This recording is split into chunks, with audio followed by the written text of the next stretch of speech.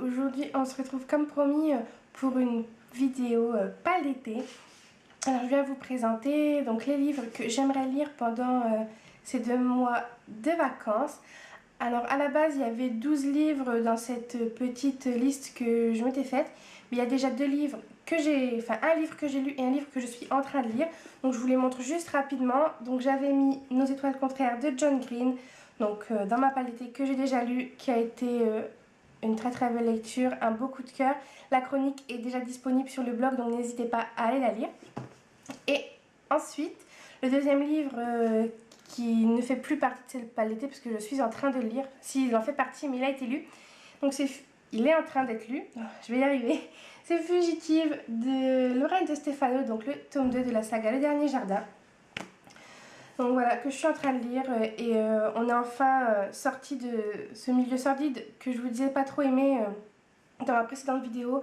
Ça y est, on s'en sépare enfin et du coup ma lecture m'est plus agréable. Je retrouve le personnage de Rin que j'aime beaucoup et du coup j'ai hâte de retourner à ma lecture parce que voilà, j'ai vraiment beaucoup aimé là où je me suis arrêtée. Donc ensuite je vais vous présenter donc les livres qui constituent cette petite palle d'été. Donc maintenant ils sont au nombre de 10 tout pile. Donc j'espère que je vais réussir à me tenir ce petit challenge et à lire ces livres pendant mes 2 mois de vacances. Mais c'est quand même pas très exhaustif. C'est mes envies, voilà, là depuis quelques semaines que j'ai constitué cette pile. Mais mes envies peuvent changer. Je peux aussi avoir envie de lire un de mes e-books, parce que j'ai pas compté mes e-books dans cette pile. C'est vraiment les livres de ma palle. Donc voilà, c'est parti, j'arrête de blablater. Alors, un des livres de cette palle, c'est Les Petits Secrets d'Emma, donc de Sophie Kinsella, qui me tente beaucoup, beaucoup. Alors, je crois que je vais vous dire ça pour tous les livres, mais c'est vrai. Et que j'ai très très envie de lire. Parce que les livres de Sophie Kinsella, ce sont les livres d'été parfaits pour moi. À chaque fois que je pars en vacances, j'emmène à Accro du shopping. Et là, je me suis un peu délaissée d'Accro du shopping. Peut-être que j'aurai envie d'en lire un. Mais j'ai surtout envie de lire Les Petits Secrets d'Emma. Voilà, parce que le résumé me tente beaucoup. Et en plus, Audrey de Lectrice Passionnée l'a lu là, il n'y a pas très longtemps, la semaine dernière, je crois. Et elle l'a beaucoup aimé, donc ça m'a donné encore plus envie de le lire. Et je pense qu'il ne va pas trop tarder. Ensuite, il y a 7 ans après, de Guillaume Musso.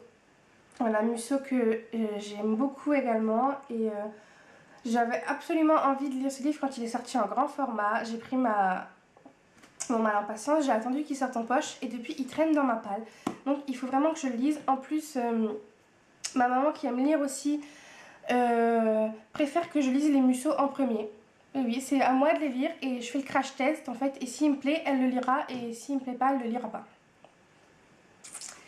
Alors que peut-être il pourrait lui plaire même si moi j'ai pas aimé. Enfin bref, pour l'appel de l'ange ça a été comme ça, je l'ai lu, je lui ai dit que j'adorais, elle l'a lu, elle l'a aimé. Enfin bref, donc il faut que je le lise parce que elle a envie de le lire, mais il faut que je le lise avant.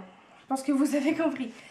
Et ensuite, il y a La 7ème vague de Daniel Glatauer, donc qui est le tome 2.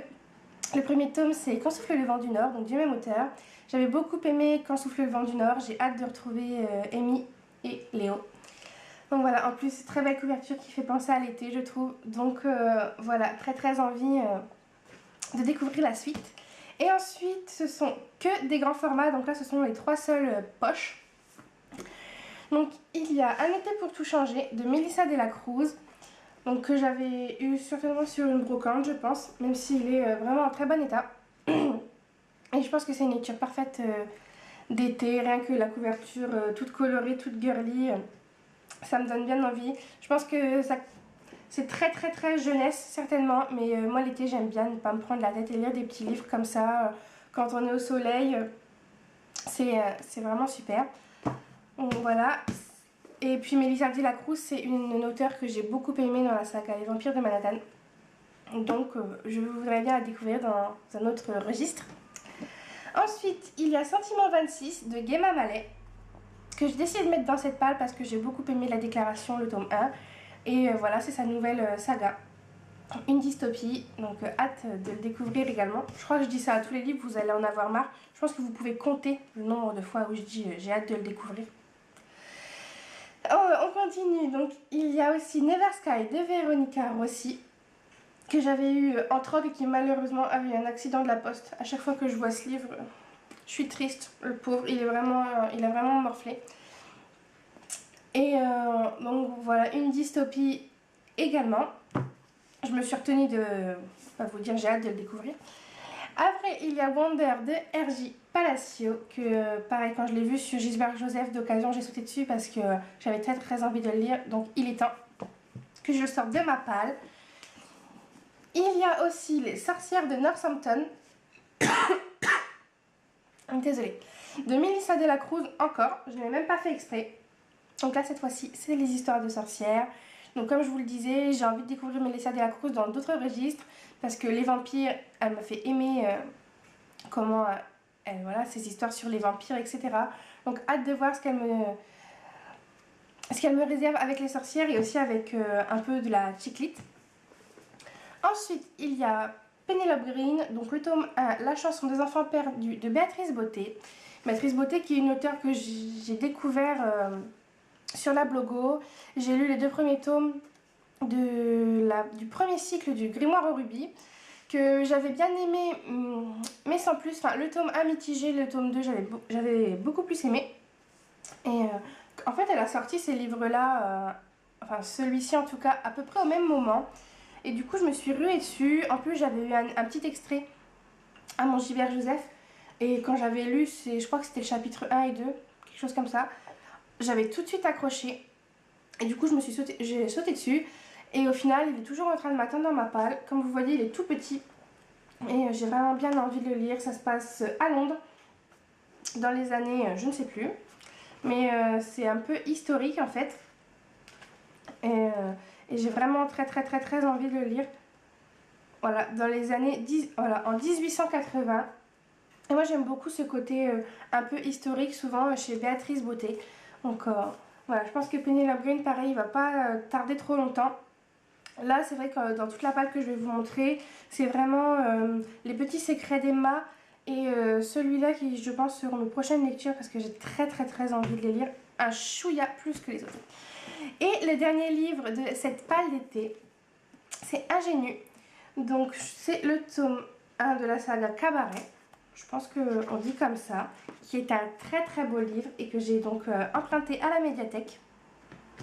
Donc j'ai jusque le 22 août pour le lire. Donc je pense qu'il sera lu. Pareil, ça se passe donc dans les années Cabaret, dans les années folles. Et c'est une partie de l'histoire qui me plaît beaucoup, je trouve, avec les belles robes et tout ça. J'ai très envie de découvrir ça. Donc voilà, en plus je crois que j'en avais entendu du bien sur la Blogo. Je suis pas retournée voir les avis. Mais dans mon souvenir, j'en avais entendu du bien. Donc voilà, mais je pense qu'il sera lu, en tout cas j'espère qu'ils seront tous lus. Parce que j'ai vraiment envie de lire ces livres pendant cet été. Donc voilà, c'est tout pour cette petite vidéo. Elle a été bien plus rapide que celle de la dernière fois. Je me rends compte que j'ai peut-être parlé un peu vite, mais c'est pas grave. Donc voilà, je vous retrouve très bientôt pour une vidéo in my mailbox. Surtout qu'hier j'ai été me promener en brocante et que j'ai ramené 5 petites merveilles. Oui, je crois que c'est 5. Donc voilà, c'est vrai que le in my mailbox ne sera pas énorme non plus. Mais je vous en reparlerai à ce moment-là. Il faut aussi que je vous fasse un bookshelf tour, donc qui m'a été très demandé. Surtout que là, j'ai changé un peu la disposition de mes bibliothèques. Enfin, le rangement surtout. Donc il faut que je vous montre. Et puis je pense que cette fois-ci, je ferai une vidéo où je vous fais des petits commentaires, tout ça. Parce que d'habitude, je vous mets juste voilà, la vidéo de mes bibliothèques et puis avec une petite musique. Mais là je pense que je vous expliquerai un peu plus pourquoi c'est rangé comme ça. Parce que c'est vrai que chaque youtubeur ou chaque blogueur ou même chaque accro des livres a sa façon de ranger sa bibliothèque. On a tous un peu notre logique à nous avec nos livres et c'est ça que je trouve sympa aussi quand on regarde ce genre de vidéos. On a tous notre système de rangement et je trouve ça vraiment sympa. Donc voilà, je vous fais à tous de très gros bisous. Je vous retrouve de toute façon sur Facebook, sur Instagram, sur le blog. Donc je vais essayer encore de vous écrire une ou deux chroniques aujourd'hui. Donc voilà, je vous embrasse et je vous dis à très vite. Bye!